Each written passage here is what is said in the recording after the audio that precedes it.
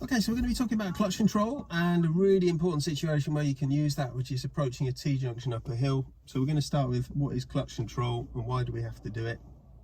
Well, I ask a lot of my pupils, if we set the clutch down, first gear, set the gas to 1.5 thousand revs on the rev counter, find the biting point and keep still, and then check and do all the things we need to do. Release the handbrake. Will the car stay still? Will it accelerate to say 1 mile an hour and stay there, or will it go to about 6 or 7 miles an hour?